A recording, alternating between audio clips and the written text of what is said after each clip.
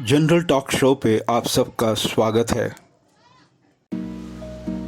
एक सिपाही जब अपनी छुट्टियां बिताकर अपनी बेस सिक्किम की ओर ट्रेन से यात्रा करता है, वो अपनी जब सीट में बैठ के देखता है कि सामने वाला बर्थ खाली है।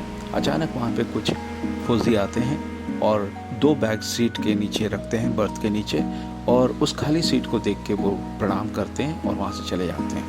और इस व्यक्ति को कुछ समझ में नहीं आता हो क्या रहा है, और रात अंधेरी हो चुकी होती है, ट्रेन बड़ी रफ्तार से चलती है और इसको नींद आने लगती है और ये सो जाता है। बीच में एक आहट की वजह से वो आंखें खुलता है, देखता है कि उस खाली सीट पे एक फौजी लड़का बैठा हो और वो व्यक्ति इसी को घूर घूर के देखता है। तो ये कहता है, भाई ये सीट आपकी है? तो वो जवाब तो देता नहीं है, मगर आंखों से वो इशारा करता है, पलक झपकाते हुए वो मानो ये कहता है कि हाँ। फिर वो कहता है, तुम्हारा नाम क्या है, तुम कहाँ जा रहे हो, कहाँ काम करते हो? मगर वो उसका कोई जवाब नहीं देता, वो उसी को घूरते हुए देखता रहता है, घूर के देखता रहता है।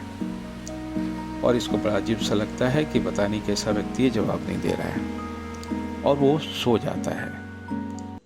फिर जब आधी रात को फिर आंखें खुलती है उसकी और देखता है कि सीट में कोई नहीं, तो बड़ा उसको आश्चर्य होता है कि ऐसा क्यों।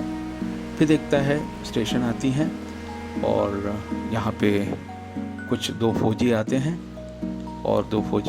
और उस 2 बैग को लेकर नीचे उतर जाते हैं। तो ये दौड़ते जो जाता है और उनसे पूछता है कि भाई साहब ये क्या हो रहा है, कुछ देर पहले एक लड़का था, फौजी लड़का था वहाँ पे, और अब उसकी बैग आप ले जा रहे हैं। तो वो कहते हैं, भाई ये हरभजन सिंह का है, जो 1968 में ही उनकी मृत्यु हो गई है। फौजी हैं और ये छुट्टी पे गए हैं, इनकी आत्मा देश के लिए काम करती है और ये छुट्टी पे गए हैं और छुट्टी बिता कर लौटे हैं, तो इन्हें हम लेने आए हैं। तो बड़ा अजीब सा लगता है ये उनसे, और ये सत्य कहानी है। आज भी इंडियन आर्मी और चाइना इस चीज़ को मानता है। और फिर क्या होता है कि ये आर्मी के जवान तो थे, है ना, और ये जब एक समय गश्त में थे तो बर्फ़ था, बर्फ़ में इनका पाँव फिसला और फिसलते नीचे एक झील पे जाके गिर गए और वहाँ पे इनकी मृत्यु हो गई। ढूंढने के बाद भी फौजी उनके साथियों को ये मिले नहीं, तो अफसरों ने उसे भगोड़ा डिक्लेयर कर दिया। एक दिन अपने दोस्त के सपनों में आके उन्होंने कहा कि मैं भगोड़ा नहीं हूँ, आप जाके देखिए, यहाँ पे मेरा शरीर मिलेगा, वहाँ पे मेरी लाश है। उसी तरीके से वहाँ पे उसकी लाश पाई गई। तब से लोगों की आस्था उस पर बढ़ती गई, फौजी की आस्था, लोगों की आस्था उस पर बढ़ती गई। और चाइना के लोग भी इस चीज़ को विश्वास करते हैं। जब ये काम पे नहीं रहते हैं तो आर्मी वहाँ पे, जब ये छुट्टी में आ जाते हैं तो आर्मी वहाँ पे हाई अलर्ट हो जाता है उसको, क्योंकि मालूम है हरभजन सिंह वहाँ पे नहीं है। जब लौट के जाते हैं तो हाई अलर्ट को हटा दी जाती है, क्योंकि वहाँ पे हरभजन सिंह पहरा देते हैं।